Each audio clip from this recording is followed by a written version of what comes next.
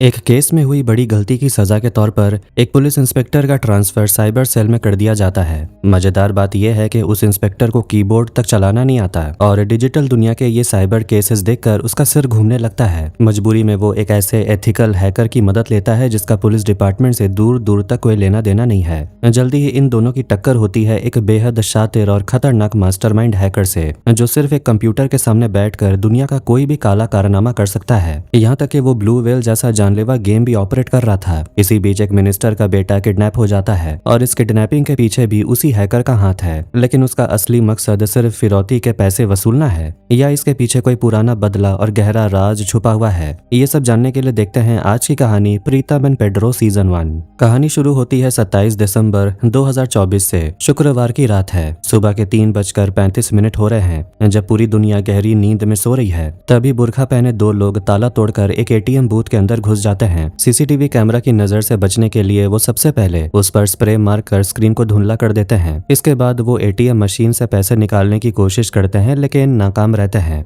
थक कर वो अपने गैंग के बाकी दो साथियों को फोन करते हैं जो पास की ही एक गली में पिकअप वैन लेकर तैयार बैठे थे। फोन मिलते ही वो पिकअप वैन लेकर बूथ के सामने पहुंचते हैं। उस वैन में एक लोहे की भारी चेन बंधी हुई थी जिसके दूसरे छोर से वो एटीएम मशीन को कसकर बांध देते हैं। इसके बाद जैसे ही पिकअप ड्राइवर जोर से एक्सेलरेटर दबाता है, पैसों से भरा पूरा एटीएम मशीन उखड़ कर बाहर आ जाता है। वो उसे गाड़ी में लाद कर वहां से रफू चक्कर हो जाते हैं। पास के फुटपाथ पर सो रहा एक भिखारी इस जोरदार आवाज से जाग जाता है और बुरखे वाली औरतों को मशीन चुराते देख उसके होश उड़ जाते हैं। अगले दिन थाने में प्रीतम नाम के एक लड़के को देखते हैं जो अपने दादाजी को लेकर आता है। उनकी शिकायत ये थी कि दादाजी का पुराना टेप रिकॉर्डर चोरी हो गया है जिसमें उनकी स्वर्गीय दादी की आवाज और गाने रिकॉर्ड थे। ये अजीब शिकायत सुनकर कांस्टेबल जयंत चिढ़ जाता है और पूछता है कि उस कबाड़ टेप रिकॉर्डर की कीमत क्या होगी। दादाजी बताते हैं कि उन्होंने इसे साल 1982 में 532 रुपए में खरीदा था। ये सुनकर कांस्टेबल का पाड़ा चढ़ जाता है और वो गुस्से में कहता है यहाँ 28 लाख रुपए की एटीएम मशीन चोरी हो गई और आप 500 रुपए के टेप रिकॉर्डर की शिकायत लेकर आ गए। अब हम 28 लाख रुपए ढूंढे या आपका 500 का टेप रिकॉर्डर। दादाजी मासूमियत से कहते हैं कि पुलिस का तो काम ही है ढूंढना,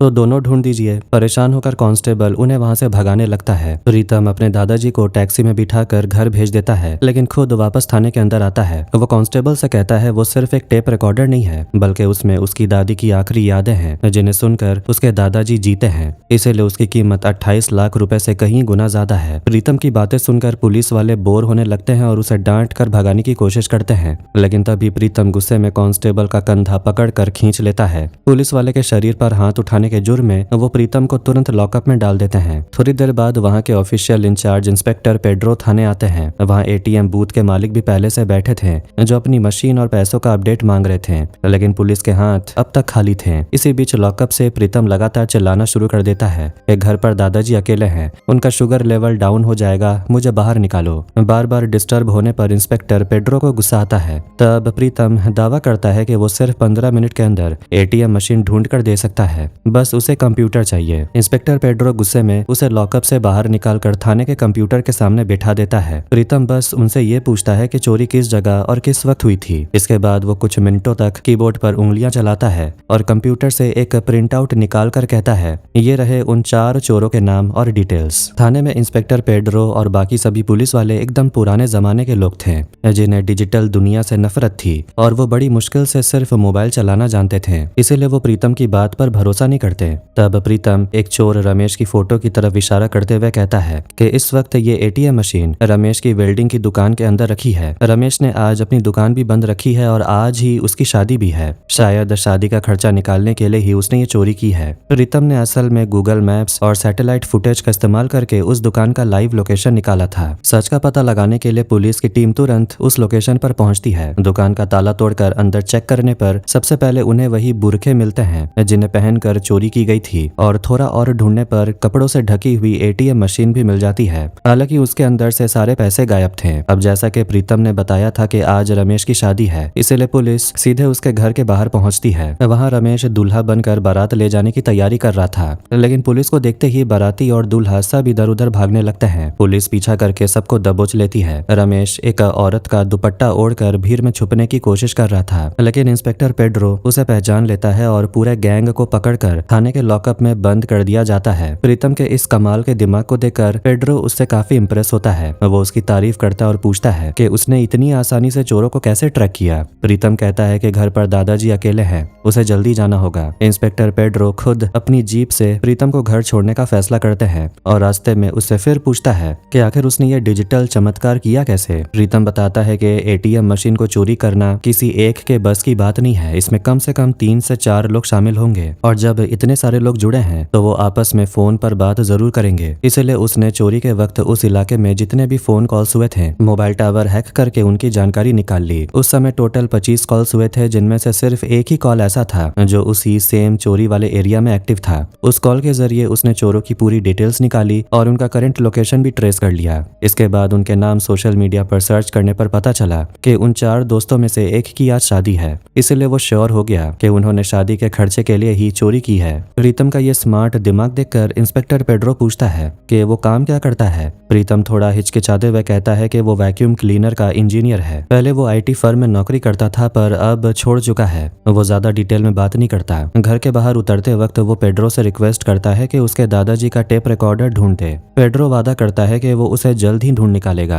प्रीतम को छोड़कर पेड्रो जैसे ही गाड़ी मोड़ता है तभी उसके पास डीआईजी का फोन आता है। वो बताते हैं कि खेल मंत्री के घर पर चोरी हुई है, इसलिए वो तुरंत वहां पहुंचे। पेड्रो जब वहां जाता है तो मंत्री के पीए से पता चलता है कि मंत्री की पत्नी का मोबाइल चोरी हो गया है। उनका शक था कि चोर बेडरूम की खिड़की से अंदर आया था। घर से फोन के अलावा और कुछ भी गायब नहीं था। इस पर पेड्रो कहता है कि अगर चोर का मकसद सिर्फ फोन चुराना होता तो वो किसी टूरिस्ट का फोन मारकर भाग जाता। उसे मंत्री के घर चोरी करने की क्या जरूरत थी जहाँ इतने सारे सीसीटीवी कैमरा और गार्ड्स भरे पड़े हैं। पेड्रो को लगता है कि फोन घर में ही कहीं खो गया है। तभी वहाँ खेल रहे मंत्री के छोटे बेटे विनी पर पेड्रो की नजर पड़ती है। विनी के हाथ पर एक जला हुआ निशान देखकर पेड्रो को शक होता है। वो उस चुलबुले बच्चे से पूछता है कि क्या तुम्हें मोबाइल पसंद है। ये सवाल सुनते ही विनी डर जाता है और अंदर भाग जाता है। पेड्रो तुरंत पीए से कहता है कि फोन इसी बच्चे के पास है। अगर मुझे इस बच्चे से कुछ मिनट पूछताछ करने का मौका मिले तो मैं फोन निकाल दूंगा। जब पीए ये बात मंत्री को बताता है तो मंत्री और उसकी पत्नी भड़क जाते हैं। वो दोनों पेड्रो के सामने आकर बोलते हैं कि क्या उसे शर्म नहीं आती जो इतने छोटे बच्चे पर इल्जाम लगा रहा है। पेड्रो मामले को रफा दफा करने के लिए और कुछ नहीं बोलता। वो मोबाइल का मॉडल और कलर नोट करके वहां से निकल जाता है। इसके बाद वो दुकान से उसी सेम मॉडल और कलर का एक नया मोबाइल खरीदता है। फिर लॉकअप से रमेश को बाहर निकालकर बोलता है कि तुम्हें यह मोबाइल चोरी करने का जुर्म कबूल करना होगा। रमेश जानता था कि 2-2 चोरियों के चक्कर में उसे वैसे भी कुछ साल जेल में ही बिताने हैं। इसलिए वो डील करते हुए कहता है कि अगर जेल में उसे सिगरेट और मटन सप्लाई किया जाए तो वो ये इल्जाम अपने सिर ले लेगा। पेड्रो रमेश को चोर और उस नए मोबाइल को चोरी का माल बनाकर मंत्री के घर ले जाता है। पर मंत्री या उसकी पत्नी उसने सोचा था कि पुराना मोबाइल फ्लैश मारने पर नया जैसा ही दिखता है तो मंत्री या उसकी पत्नी कुछ समझ नहीं पाएंगे। लेकिन वहां पहुंचते ही पासा पलट जाता है। मंत्री को पहले ही विनी के कमरे में वो असली मोबाइल मिल चुका था। पेड्रो की ये चालाकी पकड़ी जाती है और मंत्री बहुत गुस्सा होते हैं क्योंकि उसने ईमानदारी से ड्यूटी नहीं की थी। इस गलती की सजा के तौर पर पेड्रो का ट्रांसफर साइबर सेल में कर दिया जाता है। पुलिस वाले साइबर सेल को नरक की तरह समझते थे क्योंकि उन्हें कंप्यूटर का क भी नहीं आता था। ड्यूटी के पहले ही दिन पेड्रो को बहुत अजीब लग रहा था। उसे कंप्यूटर ऑन करना तक नहीं आता। तब एक स्टाफ उसे पासवर्ड बताकर कंप्यूटर ऑन करना सिखाता है। पेड्रो कंप्यूटर चालू तो कर लेता है पर तभी एक नई मुसीबत आ जाती है। एक आदमी भागते हुए शिकायत लेकर आता है कि कल रात उसके रेस्टोरेंट के सर्वर पर अटैक हुआ है और हैकर ने उसकी सारी फाइल्स डिलीट कर दी है। पेड्रो को टेक्नोलॉजी का कोई ज्ञान नहीं था, इसलिए उसे उस आदमी की बातें समझ नहीं आ रही थी। वो उससे पूछता है कोई घायल हुआ है क्या, सीसीटीवी कैमरा में कोई संदिग्ध दिखा। तो वो आदमी हैरान होकर कहता है उसके सर्वर के क्लाउड स्टोरेज पर अटैक हुआ है, वहाँ कोई इंसान सड़कों पर थोड़ी दिखेगा, हैकिंग करके फाइल्स डिलीट कर दी गई हैं। पेड्रो अब और ज्यादा कंफ्यूज हो जाता और गुस्से में चिल्लाता है कि आप बकवास कर रहे हो, क्लाउड क्या होता है, क्लाउड का मतलब तो बादल होता है, क्या तुम्हारी फाइल्स बादलों में उड़ रही है, इसका क्या मतलब है। वो आदमी तो पेड्रो से भड़क जाता है और उसे खरी खोटी सुना देता है। इतने सारे स्टाफ के सामने अपनी बेइज्जती देखकर पेड्रो को बहुत बुरा लगता है। वो तुरंत डीआईजी के पास जाता और रिक्वेस्ट करता है कि वो उसे वापस क्राइम ब्रांच में ट्रांसफर कर दे। वो कहता है कि उसने पूरी जिंदगी पिस्तौल चलाई है, इसीलिए ये कंप्यूटर का माउस उसके हाथों में शोभा नहीं देता। डीआईजी बताते हैं कि खेल मंत्री इस वक्त बहुत गुस्से में है, इसलिए जब तक उनका गुस्सा शांत नहीं होता तब तक कुछ नहीं किया जा सकता। हालांकि डीआईजी पेड्रो को एक मौका मौका देते हैं। वो कहते हैं कि अगर पेड्रो 2-3 साइबर केसेस सॉल्व कर दे तो वो पर्सनली मंत्री से रिक्वेस्ट करके उसे वापस क्राइम ब्रांच में ले आएंगे। ये सुनकर पेड्रो को उम्मीद की एक किरण दिखाई देती है। वो मन ही मन सोचता है कि भले ही उसे साइबर डिपार्टमेंट का कुछ ना आता हो, लेकिन जरूरत पड़ने पर वो प्रीतम की मदद तो ले ही सकता है।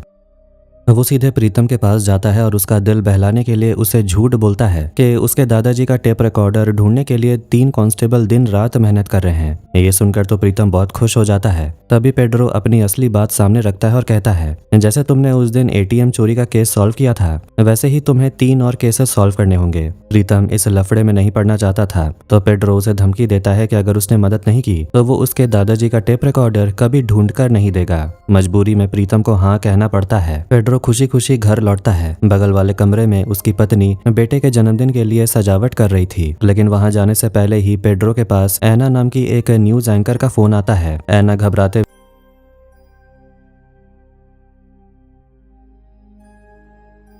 अपनी पत्नी और उसकी प्रेमी की गोली मारकर हत्या कर दूंगा। मैं उन्हें किसी भी कीमत पर एक साथ नया साल नहीं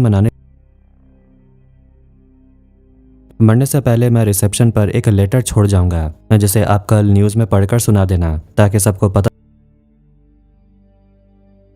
शुरू होने में अभी सिर्फ 5 घंटे बचे थे और उस अनजान शख्स को रोकना बहुत जरूरी था। पेड्रो को कुछ समझ नहीं आ रहा था कि क्या करे, इसलिए वो मदद के लिए प्रीतम को फोन करता है। प्रीतम पहले तो आने से मना करता है, लेकिन जब पेड्रो बताता है कि वो आदमी मर्डर करने के बाद खुद को भी खत्म कर लेगा, ये सुनते ही प्रीतम का कोई पुराना ट्रॉमा जाग उठता है और वो तुरंत राजी हो जाता है। दूसरी तरफ न्यूज एंकर को ईमेल भेजने वाला वो सरफिरा शख्स अपनी गन लोड करता है और माँ बेटे से विदा लेकर कत्ल के इरादे से घर के बाहर निकल पड़ता है। इधर प्रीतम आकर अपना लैपटॉप लेकर बैठ जाता है। वो न्यूज एंकर ऐना के ईमेल से एक ट्रैकर कोड जनरेट करता है और उससे उस कातिल के मेल पर फॉरवर्ड करने को बोलता है। प्लान ये था कि जैसे ही वो आदमी उस मेल को ओपन करेगा, ट्रैकर कोड की मदद से उसकी लाइव लोकेशन और बाकी डिटेल्स मिल जाएंगी। प्रीतम के कहे अनुसार ऐना मेल फॉरवर्ड कर देती है और उस आदमी को कोई शक ना हो, इसलिए वो मेल में उससे मिलने की इच्छा भी जता देती है। उस वक्त वो आदमी अपना आखिरी नोट लिखने में बिजी था। तभी प्रीतम उसके ईमेल की दूसरी डिटेल्स खंगाल कर उस आदमी का दिमाग पढ़ने की कोशिश करता है। जैसे उस आदमी की ईमेल आईडी का नाम था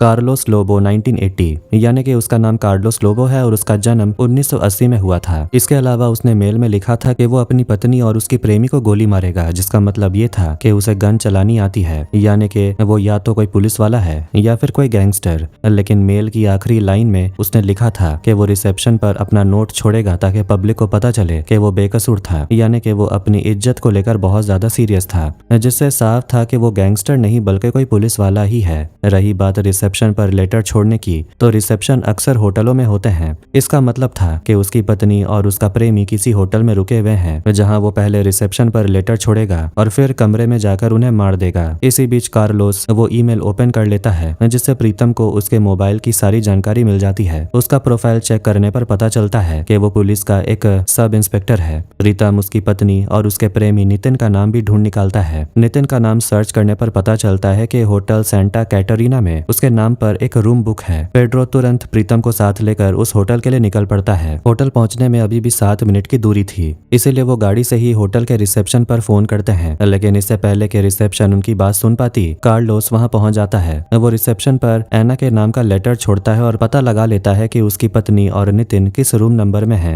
वो गन लेकर लॉबी की तरफ बढ़ता है। तभी पेड्रो और प्रीतम भी होटल के अंदर भागते हुए आते हैं। पेड्रो उसे देखकर रुकने को बोलता है, लेकिन कार्लोस हवा में एक ब्लैंक फायर करके पेड्रो को पीछे हटने की चेतावनी देता है। फिर भी पेड्रो हार नहीं मानता। वो कार्लोस को एक पुलिस वाले के नजरिए से समझाने की कोशिश करता है कि पुलिस की नौकरी के साथ फैमिली को संभालना कितना मुश्किल होता है। पेड्रो की बातें सुनकर कार्लोस थोड़ा इमोशनल हो जाता है और उसकी आंखों में आंसू आ जाते हैं। फिर भी वो खुद को संभाल कर कमरे के अंदर घुस जाता है और अपनी पत्नी पर गन तान देता है। तभी पीछे से पेड्रो चिल्लाता है और उसे उसके बच्चे की याद दिलाता है। वो कहता है कि अगर तुमने आज मर्डर कर दिया तो तुम्हारा बेटा हर साल नए साल का स्वागत इस अभिशाप के साथ करेगा कि उसका बाप एक कातिल है। ये सुनते ही कार्लोस का दिल पिघल जाता है और वो गन नीचे कर लेता है। वो अपनी पत्नी से कहता है, तू अपनी इस प्रेमी के साथ रह, मैं अपने बेटे के साथ रहूंगा। और वो बिना खून खराबा किए वहां से निकल जाता है। दोनों की इस कमाल की जुगलबंदी से पहला केस तो सॉल्व हो गया था। इसके बाद पेड्रो प्रीतम को लेकर अपने घर आता है। प्रीतम शराब नहीं पीता था, इसलिए वो दूध का ग्लास लेकर बैठता है और पेड्रो शराब का ग्लास लेता है। तभी वहां वहाँ पेड्रो की पत्नी स्टेसी आकर झगड़ा शुरू कर देती है क्योंकि पेड्रो अपने बेटे के जन्मदिन पर घर नहीं आया था। वो चिल्लाती है कि तुम्हें सिर्फ अपनी ड्यूटी की फिक्र है, अपने बेटे से कोई प्यार नहीं है। ये सुनकर पेड्रो का गुस्सा भड़क जाता है और वो चीखते हुए कहता है,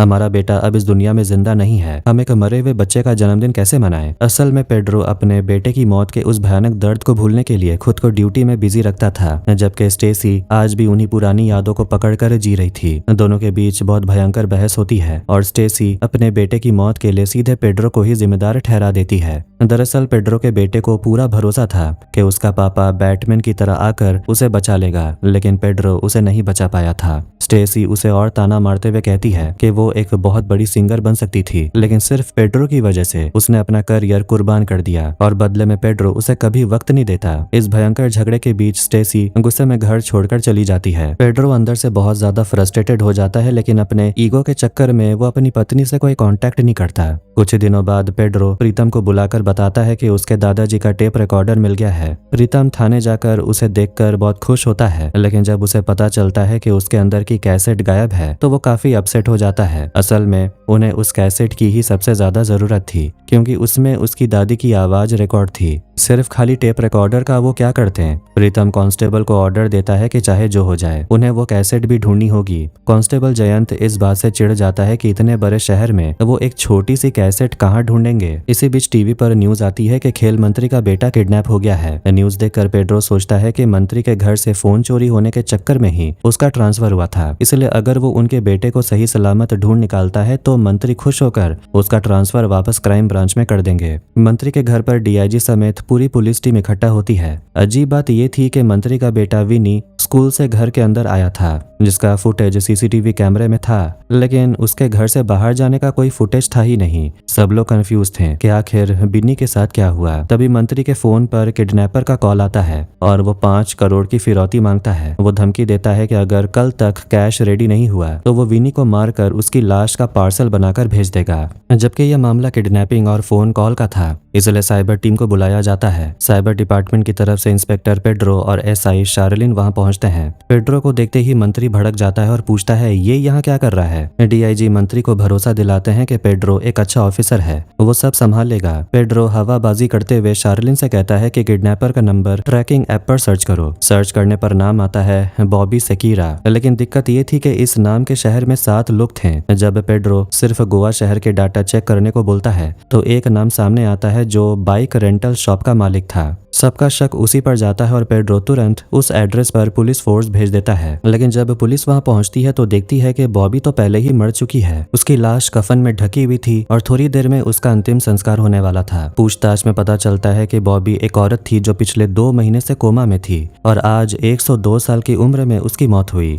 ये जानकर पुलिस श्योर हो जाती है कि ये औरत किसी का किडनैप नहीं कर सकती। तभी कांस्टेबल जयंत का फोन आता है और वो बताता है कि अपराधियों ने इस बूढ़ी औरत के आईडी कार्ड का गलत इस्तेमाल करके फर्जी सिम कार्ड खरीदा था, इसलिए वो ट्रेस नहीं हो पा रहे थे। मंत्री अब पेड्रो पर बुरी तरह चिल्लाने लगता है। वो कहता है कि ऐप से सिम की डिटेल निकालना तो कोई भी आरा गहरा कर सकता है, इसके लिए पेड्रो जैसे पुलिस वाले की क्या जरूरत। मंत्री गुस्से में डीआईजी से कहता है कि यह पेड्रो बहुत फालतू आदमी है, ये किसी दूसरे के बच्चे को उठाकर ले आएगा और कहेगा लो मंत्री जी ये आपका बेटा है, इसे गोद में ले लो। मुझे तो इस पर रत्ती भर भी भरोसा नहीं है। मंत्री पेड्रो को बुरी तरह जलील करके वहां से भगा देता है, लेकिन जाने से पहले पेड्रो भी अपना सारा फ्रस्ट्रेशन मंत्री पर निकाल देता है। वो कहता है कि पुलिस अपना काम अच्छे से जानती है, बस आप जैसे मंत्री उन्हें ठीक से काम करने नहीं देते। पिछली बार अगर मुझे विनी से सिर्फ 2 मिनट बात करने दी होती तो मैं आपकी पत्नी का मोबाइल फोन उसी वक्त ढूंढ निकालता। आपने मौका ही नहीं दिया, इसलिए मुझे नकली फोन का सहारा लेना पड़ा। पेड्रो खुलेआम चैलेंज करता है कि अगर इस बार मुझे अपने तरीके से काम करने दिया जाए तो मैं विनी को बचाकर ही दम लूंगा।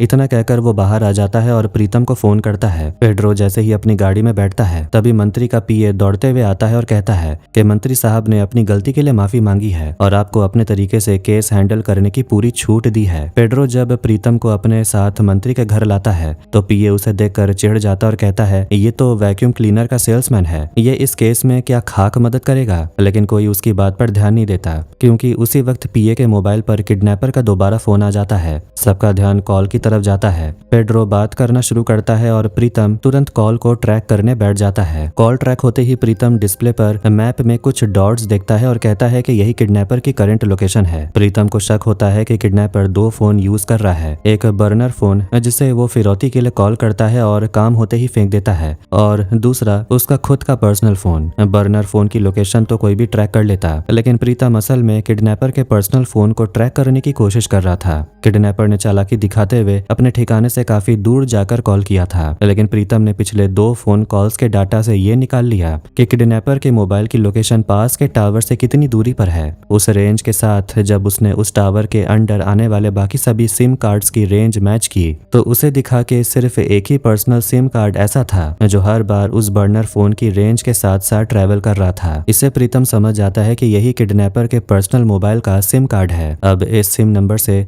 वो उसकी और भी कई डिटेल्स निकाल सकता था। जब तक वो बाकी की जानकारी निकालता, तब तक पेड्रो कांस्टेबल जयंत की लीडिंग में एक पुलिस फोर्स किडनैपर के ठिकाने पर भेज देता है। किडनैपर की लोकेशन इस वक्त नदी के किनारे एक घर पर आकर रुकी हुई थी। पुलिस चारों तरफ से उस घर को घेर लेती है और जयंत फोन पर पेड्रो को कंफर्म करता है कि किडनैपर घर के अंदर ही है। जयंत आसपास से पता लगाता है कि वो आदमी हर रोज ठीक 4:30 बजे पास की दुकान पर दूध लेने जाता है। पेड्रो ऑर्डर देता है कि जैसे ही वो दूध लेने बाहर निकले, वैसे ही पुलिस अंदर घुसकर विनी को रेस्क्यू कर ले। पेड्रो बहुत खुश था क्योंकि उसे लग रहा था कि ये केस बहुत आसान है और तुरंत सॉल्व हो जाएगा, लेकिन प्रीतम उसे ज्यादा खुश होने से मना करता है। वो बताता है कि फोन डिटेल्स खंगालने पर पता चला कि इस खेल में एक और खिलाड़ी शामिल है और वो कोई और नहीं बल्कि खुद मंत्री की पत्नी श्रद्धा है। प्रीतम जब अकेले में पेड्रो को ये बात बताता है तो पेड्रो भड़क जाता है। वो प्रीतम को साइड में ले जाकर बोलता है, देख भाई, मुझे और मार मत खिलवा। अगर मैंने मंत्री के सामने उसकी पत्नी पर शक किया तो वो तो मुझे जिंदा नहीं छोड़ेगा। लेकिन प्रीतम अपने साइबर सेंस के दम पर पेड्रो को पूरा भरोसा दिलाता है कि श्रद्धा इसमें पक्का शामिल है। अपने शक को यकीन में बदलने के लिए प्रीतम ने श्रद्धा का सोशल मीडिया अकाउंट चेक किया था। श्रद्धा पहले दिन में कम से कम 50 स्टेटस और फोटोज अपलोड करती थी, जिनमें ज्यादातर उसके बेटे की होती थी, लेकिन पिछले 9 दिन से उसने कोई स्टेटस नहीं डाला था। अब बेटा तो सिर्फ 2 दिन पहले किडनैप हुआ था, तो उसने 9 दिन पहले से ही शोक मनाना क्यों शुरू कर दिया। बात की गहराई तक पहुंचने के लिए प्रीतम ने श्रद्धा के एलेक्सा का पासवर्ड हैक करने की कोशिश की। दरअसल ये अमीर लोग बटन दबाने की तकलीफ नहीं उठाते थे और एलेक्सा को वॉइस कमांड देकर ही सारे काम करते थे। प्रीतम से एलेक्सा का पासवर्ड क्रैक नहीं हो रहा था। दुनिया के जितने भी मुश्किल पासवर्ड सब फेल हो रहे थे। तभी पेड्रो उसे एकदम सिंपल पासवर्ड 12345 ट्राई करने को बोलता है। प्रीतम जैसे ही नंबर डालता है, एलेक्सा ऐप खुल जाता है। प्रीतम अब श्रद्धा के पुराने सारे वॉइस कमांड सुनने लगता है। उसमें से एक कमांड में उसने लेडीज हैट और फेस मास्क ऑर्डर किया था, जिससे उनका शक और बढ़ जाता है। एक दूसरे कमांड से पता चलता है कि श्रद्धा ने एलेक्सा पर सर्च किया था फैशन डिजाइन इंस्टीट्यूट से आगमंदा शेख रिजॉर्ट जाने के लिए कौन सी बस पकड़नी होगी। अब उनके शक की कोई गुंजाइश नहीं बचती, क्योंकि एक मंत्री की पत्नी भला बस से क्यों सफर करेगी। इस बारे में जानने के लिए वो श्रद्धा के कार ड्राइवर के पास जाते हैं और उससे पूछताछ करते हैं। ड्राइवर पहले तो कुछ नहीं बोलता, लेकिन जब पेड्रो उसे 2-4 थप्पड़ रसीद देता है तो वो कबूल करता है कि उसने मैडम को एक शॉपिंग मॉल के पास छोड़ा था। लेकिन इस सीधे जवाब से पुलिस संतुष्ट नहीं होती, इसलिए प्रीतम ड्राइवर के मोबाइल से उसकी मूवमेंट लोकेशन ट्रैक करता है। ट्रैकिंग से पता चलता है कि ड्राइवर सच कह रहा था। इससे वो अंदाजा लगाते हैं कि श्रद्धा सबको चकमा देकर मॉल के पिछले रास्ते से बाहर निकल गई थी और वहां से बस पकड़कर उसी रिजॉर्ट पर पहुंची थी। अपने शक को साबित करने के लिए वो दोनों तुरंत उस रिजॉर्ट पहुंच जाते हैं। वहां के सीसीटीवी फुटेज चेक करने पर उन्हें श्रद्धा दिखाई देती है, जिसके साथ एक अनजान आदमी भी था। वो दोनों एक रूम के अंदर जाते हैं। दरअसल यही आदमी विनी का किडनैपर है, जो बार बार मंत्री को फोन कर रहा था। अब वो श्रद्धा की पूरी कहानी समझ चुके थे। उस रिजॉर्ट से किडनैपर का ठिकाना काफी पास था, इसलिए वो दोनों एक नाव में बैठकर वहां पहुंचते हैं। तब तक 4:30 बज चुके थे और किडनैपर दूध लाने के लिए घर से बाहर निकल रहा था। पेड्रो तुरंत जयंत को उसका पीछा करने का इशारा करता है और खुद खिड़की के रास्ते घर के अंदर घुस जाता है। लेकिन पूरे घर में छानबीन करने के बाद भी उसे विनी कहीं नहीं मिलता, यानी कि बच्चे को वहां नहीं रखा गया था। भले ही विनी वहां नहीं था, लेकिन पेड्रो के हाथ कुछ तस्वीरें लग जाती हैं, जिनमें मंत्री की पत्नी श्रद्धा उस किडनैपर के साथ काफी क्लोज हालत में दिख रही थी। पेड्रो बिना वक्त गवाए अपने मोबाइल से उन तस्वीरों की फोटो खींच लेता है। तभी वो किडनैपर वापस आ जाता है, जिसे बचने के लिए पेड्रो तुरंत खिड़की से बाहर कूद कर भाग निकलता है। इसके बाद पेड्रो सीधे श्रद्धा के पास पहुंचता है और पूछता है कि उसने अपने ही बेटे को किडनैप क्यों करवाया। श्रद्धा पहले तो अनजान बनने का नाटक करती है, लेकिन जब पेड्रो उसे वो तस्वीरें दिखाता है तो वो टूट जाती है और वो सच उगल देती है। वो बताती है कि कॉलेज के दिनों में उसका उस लड़के के साथ अफेयर था। इसके बाद वो लड़का किसी जुर्म में जेल चल गया था और उसने मंत्री से शादी कर ली। जेल से बाहर आने के बाद वो लड़का उसे रिजॉर्ट में मिलने के लिए मजबूर करने लगा। जब वो रिजॉर्ट पहुंची तो उसने श्रद्धा से 5 करोड़ की मांग की। श्रद्धा ने कहा कि उसके पास इतने पैसे नहीं हैं क्योंकि उसका पति भले ही मंत्री हो लेकिन वो कोई 2 नंबर की कमाई नहीं करता।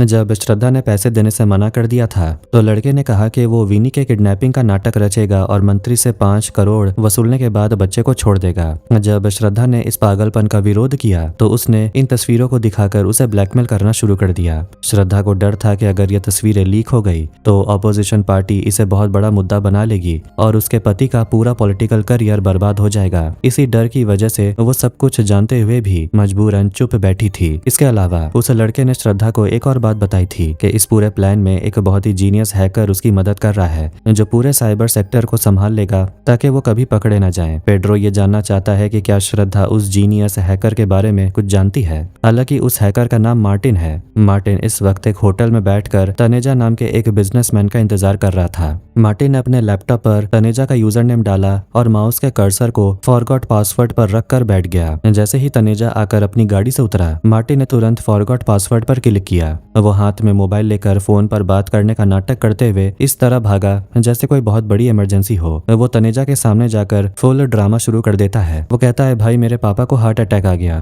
तुरंत डॉक्टर को बुलाना होगा, मेरे फोन की बैटरी डेड हो चुकी है, प्लीज मुझे आपका फोन दे दो। मुसीबत में फंसा देकर तनेजा उसे अपना मोबाइल दे लेता है। मार्टिन तुरंत उसके फोन पर आया ओटीपी कोड देख लेता है। तनेजा के जाने के बाद वो ओटीपी डालकर पासवर्ड चेंज कर लेता है। असल में मार्टिन को ये ईमेल आईडी हैक करने का काम किसी और ने दिया था। मार्टिन उस क्लाइंट को फोन करके अपनी फीस के पैसे भेजने को बोलता है, जिसके बाद ही वो तनेजा का नया पासवर्ड उसे देगा। मार्टिन इतना शातिर और जीनियस हैकर है। इसके बाद मार्टिन एक कैफे में जाकर बैठता है और श्रद्धा के एक्स बॉयफ्रेंड को फोन करके बताता है कि पुलिस ने उसे पहचान लिया है। पुलिस ने उसका फोन टैप कर रखा है और कल से ही उसका घर घेर रखा है। मार्टिन के हाव भाव से ऐसा लग रहा था कि उसे जानबूझकर सिक्योरिटी को ढीला छोड़ रखा था ताकि वो लड़का पुलिस के हाथों पकड़ा जाए। मार्टिन उसे टाइम के साथ साफ साफ बता देता है कि कल ठीक कितने बजे पेड्रो उसके घर घुसा था और कांस्टेबल जयंत ने कितनी दूर तक उसका पीछा किया था। मार्टिन अपनी बात खत्म ही कर रहा था कि तभी वो देखता है कि उसके ठीक पीछे से कांस्टेबल जयंत उठकर आ रहा था। मार्टिन डर जाता है कि कहीं वो पकड़ा ना जाए, लेकिन जयंत सीधे कैफे के रिसेप्शन पर जाता है।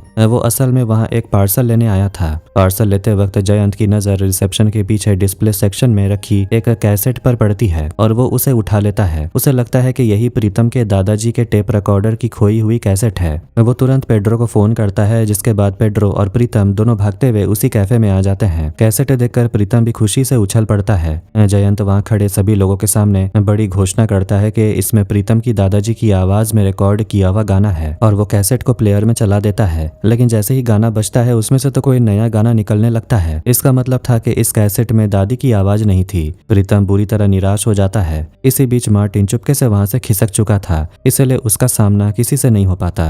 वापस लौटकर वो लोग फिर से विनी के मिसिंग केस पर ध्यान लगाते हैं। प्रीतम घर का वाईफाई यूजेज हिस्ट्री चेक करता है तो पता चलता है कि सबसे ज्यादा वाईफाई विनी के कमरे में इस्तेमाल हुआ था। इसके अलावा घर का एक नौकर उन्हें बताता है कि विनी अपने मोबाइल पर कोई छिपकली वाली गेम खेलता रहता था। वो फोन लेकर घर के कोने कोने में घूमता था और स्क्रीन पर छिपकली मारता था। ये सुनकर पेड्रो और प्रीतम अंदर जाकर मंत्री और उसकी पत्नी से पूछते हैं कि क्या विनी की स्कूल से कभी कोई शिकायत आई थी कि वो क्लास में सो जाता है, क्योंकि विनी रात भर जागकर गेम खेलता था तो स्कूल में सोना लाजमी था। मंत्री और उसकी पत्नी को समझ नहीं आ रहा था कि गेम खेलने और स्कूल में सोने से इस किडनैपिंग में क्या मदद मिलेगी। प्रीतम उन्हें समझाते हुए कहता है कि विनी को असल में किसी साइबर क्रिमिनल ने डिजिटल तरीके से किडनैप किया है। उस क्रिमिनल ने इस छिपकली वाले गेम के जरिए विनी को पूरे घर के चक्कर लगवाए और इस तरह उसने घर के कोने कोने का नक्शे का एक्सेस ले लिया। शायद उस हैकर के पास घर के सभी कैमरों का एक्सेस है, इसलिए उसने विनी को कैमरे की नजर में आए बिना घर से बाहर निकलने का रास्ता दिखा दिया। प्रीतम जब विनी का लैपटॉप चेक करना चाहता है तो श्रद्धा उसे कमरे में ले जाती है, लेकिन लैपटॉप पर पासवर्ड लगा होने के कारण प्रीतम उसे खोल नहीं पाता। इस पर वो पेड्रो से कहता है कि स्कूल में विनी के बेस्ट फ्रेंड्स का पता लगाओ। पेड्रो लिस्ट को शॉर्ट करते हुए कहता है कि क्लास में जो बच्चा विनी के साथ सोता था वही उसका पासवर्ड जान सकता है, क्योंकि वो भी रात भर उसके साथ गेम खेलता होगा। एक बच्चे को पकड़कर थाने ले आती है। वो बच्चा भी विनी के तरह ही महा बदमाश निकला। पुलिस उसे पेट पेट भरकर खाना खिलाती है पर वो कुछ नहीं बताता। उसका मुंह सिर्फ खाने के लिए ही खुल रहा था। यहाँ तक कि वो गुस्से में मंत्री को अपने बीच की उंगली भी दिखा देता है। तब पेड्रो अपना रौद्र रूप दिखाता और गुस्से में कहता है, देखूं तो जरा इस लड़के की उंगली कितनी बड़ी है, अभी के अभी इसकी उंगली काट देता हूँ। ये सुनते ही बच्चा डर जाता है और तुरंत विनी का पासवर्ड उगल देता है। प्रीतम जैसे ही लैपटॉप खोलता है उसके होश उड़ जाते हैं। विनी इतने दिनों से खतरनाक ब्लू वेल गेम खेल रहा था। विनी के मम्मी पापा इस गेम के बारे में कुछ नहीं जानते थे। प्रीतम उन्हें बताता है कि इस गेम को रशियन के एक साइको डेवलपर ने बनाया था,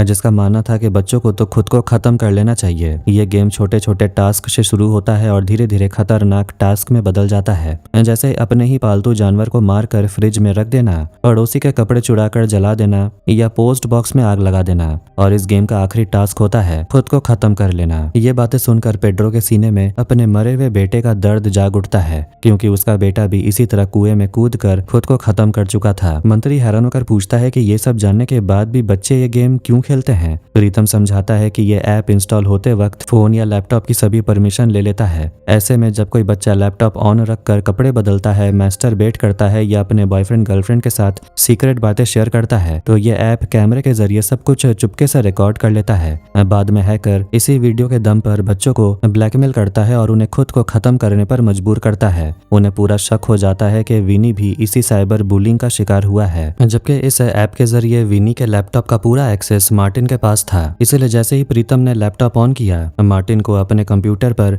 विनी के कैमरे से सब कुछ दिखाई देने लगा। कैमरे में प्रीतम को देखते ही मार्टिन चौंक जाता है, जैसे उसका कोई पुराना जख्म हरा हो गया हो। वो तुरंत कोई एक्शन नहीं लेता और चुपचाप उनकी बातें सुनता रहता है। इधर प्रीतम सबको लैपटॉप में रिकॉर्ड हुए विनी के पुराने टास्क के वीडियोस दिखाता है, जैसे रात के वक्त किचन से खाना चुरा कर कुक को डराना या अपनी माँ के मोबाइल से गेम डिलीट कर देना। इन छोटी मोटी शरारतों से ही गेम के टास्क शुरू हुए थे। तभी प्रीतम को अचानक एहसास होता है कि कोई हैकर कैमरास के जरिए उन्हें देख रहा है। अब मार्टिन चुप नहीं रहता और सीधे लैपटॉप के स्पीकर से जवाब देता है, बिल्कुल सही पकड़ा तुमने, मैं तुम सबको देख रहा हूँ। ये अनजानी आवाज सुनकर प्रीतम डर के मारे तुरंत लैपटॉप बंद कर देता है, लेकिन तभी श्रद्धा के मोबाइल पर मार्टिन का कॉल आता है। श्रद्धा फोन उठाकर लाउडस्पीकर पर डालती है तो मार्टिन हंसते हुए कहता है, लैपटॉप बंद करने से कोई फायदा नहीं है, मैं अब भी सब कुछ देख रहा हूँ। मार्टिन उस कमरे के अंदर कौन सी चीज कहाँ रखी है एक एक करके सब बताने लगता है। घर में मौजूद पुलिस वाले घबरा कर दीवारों पर सीक्रेट कैमरा ढूंढने लगते हैं। तभी मार्टिन उन्हें डराते हुए कहता है, कोई भी खिड़की के पास जाने की गलती मत करना, सीधे गोली मार दी जाएगी। मार्टिन जो बोल रहा था सब डर के मारे वैसा ही कर रहे थे, मानो किसी भूत की आवाज से डर रहे हो। फिर मार्टिन कहता है कि ये मोबाइल प्रीतम को दो। प्रीतम फोन हाथ में लेते ही मन उसकी लोकेशन ट्रैक करने की कोशिश करने लगता है। मार्टिन उसका ये दांव भांप लेता है और कहता है कि मेरे फोन कॉल को ट्रेस करने की बेवकूफी मत करो, मैं VPN यूज कर रहा हूँ। प्रीतम ये समझने की कोशिश कर रहा था कि अगर कमरे में कोई सीक्रेट कैमरा नहीं है तो ये हैकर सब कुछ लाइव कैसे देख रहा है। वो कैमरास के बिल्कुल सेंटर पॉइंट पर जाकर खड़ा हो जाता है और मार्टिन को चैलेंज करते हुए पूछता है, चल अब बता मैं इस वक्त कहाँ खड़ा हूँ। मार्टिन को इस खेल में बड़ा मजा आ रहा था क्योंकि प्रीतम उसका टेस्ट ले रहा था। मार्टिन बिना पलक झपकाए बिल्कुल सही जवाब देता है। प्रीतम लिविंग रूम के सोफे के पास खड़ा था, अब वो सोफे पर बैठ जाता है और मार्टिन से पूछता है, बता अब मैं कहाँ हूँ। लेकिन इस बार मार्टिन सही जवाब नहीं दे पाता। प्रीतम फिर पूछता है कि उसने फोन दाएं हाथ में पकड़ा है या फिर बाएं हाथ में। मार्टिन इस बार भी फेल हो जाता है। इसके बाद प्रीतम मोबाइल को इंस्पेक्टर पेड्रो के तरफ उछाल देता है और मार्टिन से पोजीशन पूछता है, तो मार्टिन तुरंत बोलता है, तुम इस वक्त दीवार पर टंगे सर्टिफिकेट्स के सामने खड़े हो। असल में वहाँ प्रीतम नहीं बल्कि पेड्रो खड़ा था। इसी से प्रीतम के दिमाग चमक जाता है और वो समझ जाता है कि मार्टिन उन्हें लाइव देख नहीं रहा। यहाँ असली खेल ये था कि मार्टिन ने उसी गेम के जरिए पहले ही घर के सभी दीवारों के फोटोज कलेक्ट कर लिए थे और हर फोटोज को वाईफाई सिग्नल से कनेक्ट कर दिया था। वो बस वाईफाई की स्ट्रेंथ देखकर अंदाजा लगा रहा था कि कौन कहाँ खड़ा है। मार्टिन के इस भूतिया रहस्य का पर्दाफाश करने के बाद प्रीतम उसका मजाक उड़ाते हुए कहता है कि दुनिया में सिर्फ तुम अकेले जीनियस नहीं हो। मार्टिन ताली बजाते हुए प्रीतम के दिमाग की तारीफ करता है, लेकिन इसके तुरंत बाद वो उसे उसके असली नाम कबीर साइनी कहकर पुकारता है। मार्टिन के मुंह से अपना असली नाम सुनते ही प्रीतम के होश उड़ जाते हैं और उसका चेहरा सफेद पड़ जाता है। वो बुरी तरह सदमे में आ जाता है। वो एक पल भी वहां नहीं रुकता और सीधे अपने घर भागता है। घर पहुंचकर वो अपना बैग पैक करने लगता है और अपने दादा दादाजी से कहता है कि उन्हें यह शहर छोड़कर तुरंत भागना होगा। उसी वक्त उसकी बालकनी में एक पत्थर आकर गिरता है। प्रीतम बाहर जाकर देखता है तो वहाँ कोई एक पेन ड्राइव फेंक कर गया था। वो जैसे ही पेन ड्राइव को अपने लैपटॉप में लगाता है, उसमें एक वॉइस मैसेज प्ले होता है। मार्टिन कहता है कि वो कबीर यानी प्रीतम को पिछले 3 साल से ढूंढ रहा था, जबकि उसने अपना नाम, पहचान और शहर सब बदल दिया था, इसलिए वो उसे ढूंढ नहीं पा रहा था। लेकिन आज किस्मत से वो उसे मिल गया है।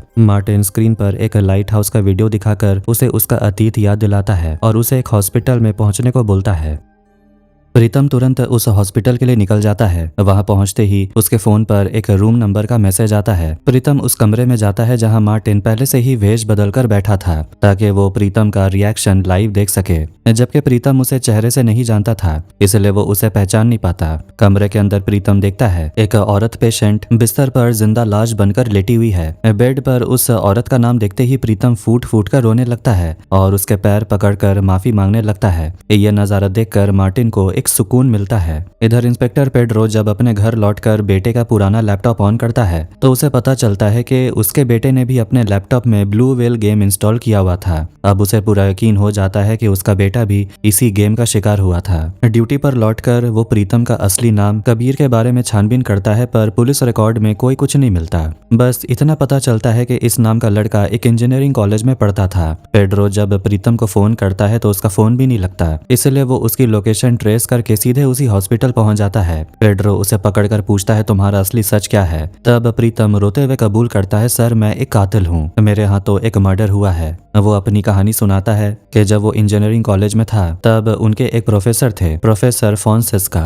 वो बेहद सख्त मिजाज के थे और क्लास में लेट आने वाले को भी कभी अंदर नहीं घुसने देते थे। प्रीतम अक्सर लेट हो जाता था और उस दिन भी वो बहुत लेट पहुंचा था। जब प्रोफेसर फॉन्सेस्का ने उसे क्लास में आने से मना किया तो प्रीतम ने बहाना बनाया कि वो हॉस्पिटल गया था। प्रोफेसर ने पूछा कि यहाँ से हॉस्पिटल कितनी दूर है। प्रीतम ने कहा 1 किलोमीटर। तब प्रोफेसर ने तुरंत कैलकुलेशन की कि आने जाने का कुल रास्ता 2 किलोमीटर का हुआ और अगर कोई इंसान पैदल इतनी दूर जाएगा तो उसे कम से कम 2448 स्टेप्स चलने पड़ेंगे। प्रोफेसर फॉन्सेका ने प्रीतम का मोबाइल छीना और उसका हेल्थ ऐप चेक किया तो उसमें सिर्फ 207 स्टेप्स दिख रहे थे, यानी कि वो सिर्फ अपने हॉस्टल से निकलकर सीधे क्लास तक आया था। झूठ पकड़े जाने पर प्रोफेसर ने पूरी क्लास के सामने उसे बुरी तरह जलील किया था और बाहर निकाल दिया। प्रीतम को यह बेइज्जती बर्दाश्त नहीं हुई थी और वो प्रोफेसर को मिडिल फिंगर दिखाकर वहां से चला गया। अब उसका एक ही मकसद था, प्रोफेसर से बदला लेना। उसने दिन रात एक करके प्रोफेसर का ईमेल इनबॉक्स हैक कर लिया, जहां उसे प्रोफेसर की कुछ पर्सनल और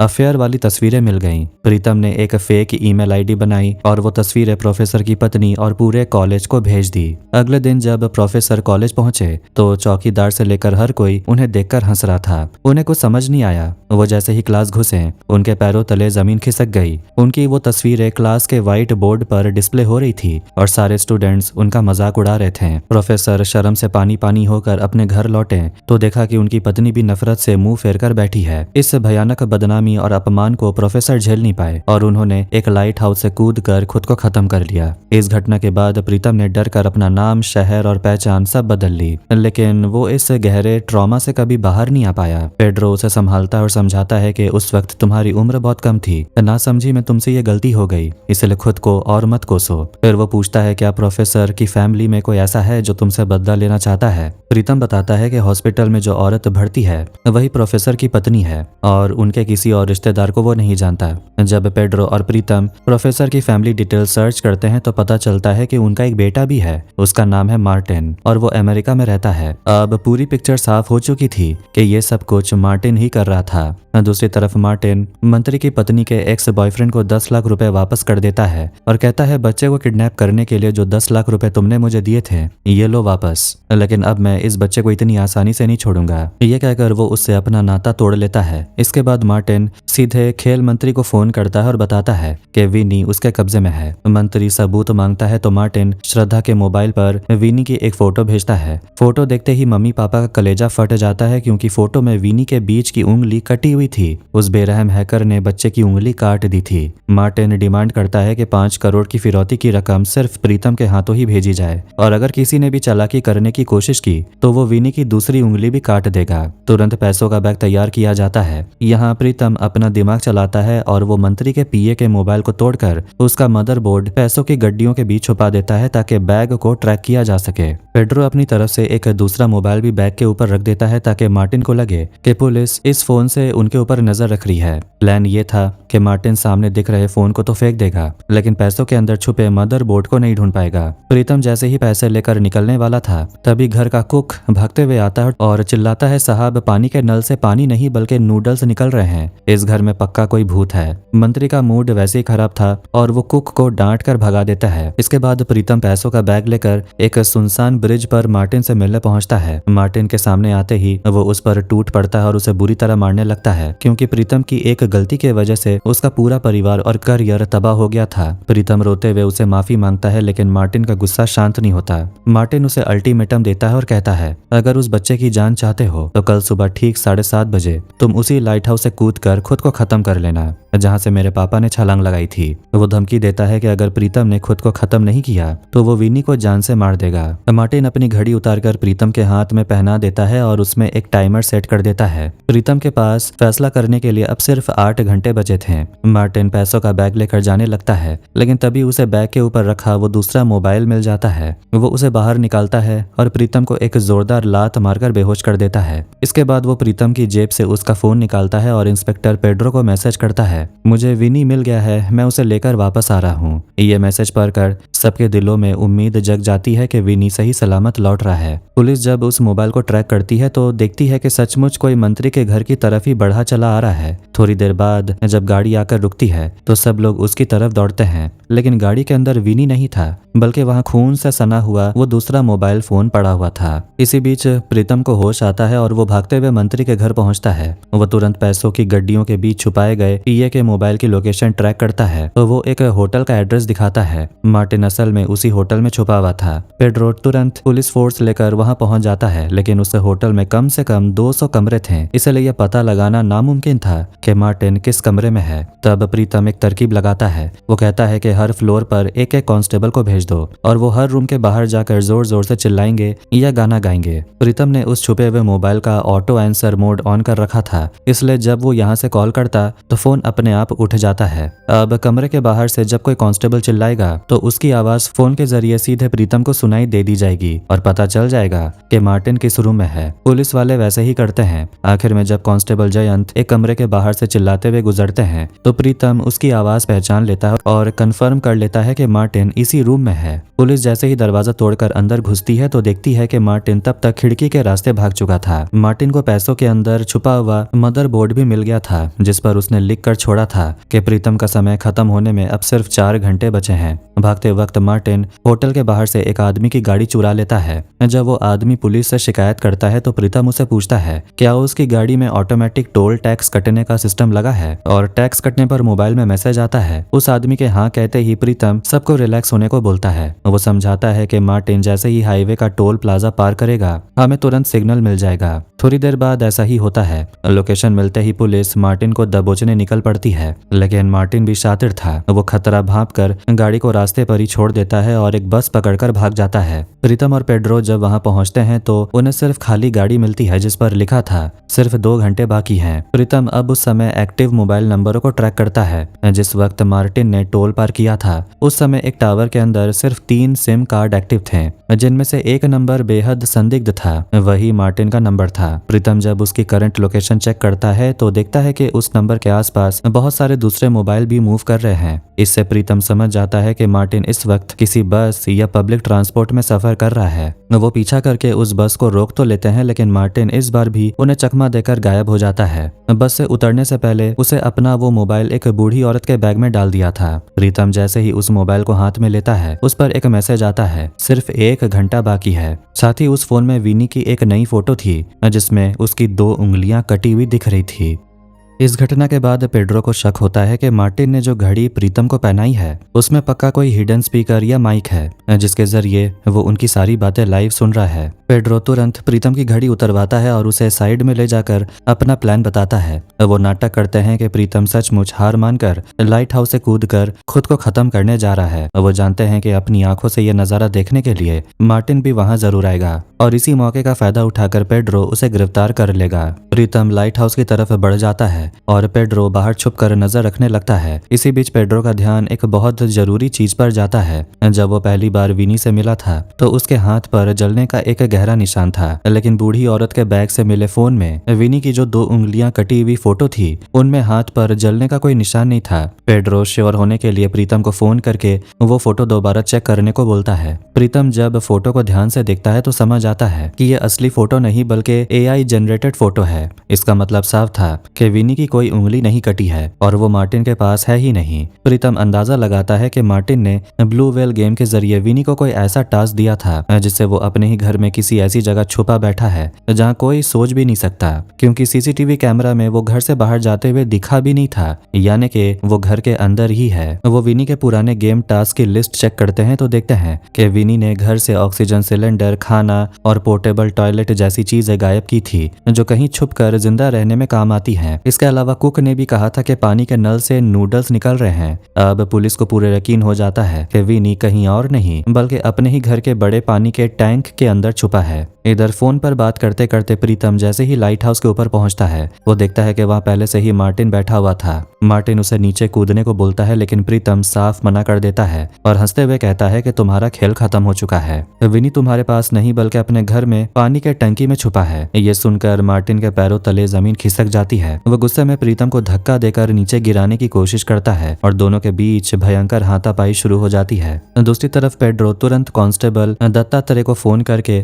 मंत्री के घर का पानी का टैंक चेक करने को बोलता है। दत्तात्रेय जब टैंक खोलकर देखता है तो सचमुच विनी उसके अंदर मजे से बैठा हुआ मिलता है। इधर लाइट हाउस पर जब पेड्रो पहुंचता है तो वो दोनों को लड़ते हुए देखता है और तुरंत मार्टिन पर पिस्तौल तान देता है, लेकिन तभी प्रीतम बीच में आ जाता है और मार्टिन को बचाते हुए बोलता है, सर ये मार्टिन नहीं है, कोई और है। पेड्रो अच्छी तरह जानता था कि प्रीतम झूठ बोल रहा है और यही असली मार्टिन है, लेकिन अगर प्रीतम उसे बचाना चाहता है तो इसके पीछे जरूर कोई गहरा कारण होगा। इसलिए पेड्रो अपनी पिस्तौल नीचे कर लेता है और मार्टिन को वहां से भागने का मौका देता है। मार्टिन भी प्रीतम के इस बर्ताव से दंग रह जाता है। वापस लौटते वक्त पेड्रो पूछता है कि तुमने उस अपराधी को क्यों जाने दिया। प्रीतम कहता है 3 साल पहले मार्टिन एक बहुत अच्छा लड़का था, आज वो जो भी गुनहगार बना है उसके पीछे सिर्फ मेरी वो पुरानी गलती है, इसलिए मैंने उसे सुधरने का एक मौका दिया। रास्ते में वो एक जगह रुकते हैं। प्रीतम यादगारी के तौर पर पेड्रो से एक गाना गाने को बोलता है। पेड्रो जैसे ही गाना गाता है प्रीतम चुपके से उसे रिकॉर्ड कर लेता है और पेड्रो को बिना बताए वो ऑडियो उसकी पत्नी स्टेसी को भेज देता है ताकि उन दोनों के बीच का मनमुटाव खत्म हो जाए। इसके बाद वो दोनों खुशी खुशी मंत्री के घर लौटते हैं। उन्हें लगता है कि बेटे को ढूंढने की खुशी में मंत्री पेड्रो का ट्रांसफर वापस क्राइम ब्रांच में कर देगा, लेकिन वहां पहुंचकर देखते हैं कि सारा क्रेडिट कांस्टेबल दत्तात्रेय अकेले ही लूट चुका था। सब लोग दत्तात्रेय के नाम के नारे लगा रहे थे और मान रहे थे कि उसी ने अकेले विनी को ढूंढा है। पेड्रो और प्रीतम निराश होकर वहां से बाहर निकल आते हैं। तभी उनके पास मंत्री की पत्नी श्रद्धा का फोन आता है। वो रोते हुए बताती है कि उसका वो एक्स बॉयफ्रेंड अब उनके दोनों की पर्सनल और अतरंग तस्वीरों को टीवी पर लीक करने की धमकी देकर ब्लैकमेल कर रहा है। इस मुसीबत से बचने के लिए प्रीतम एक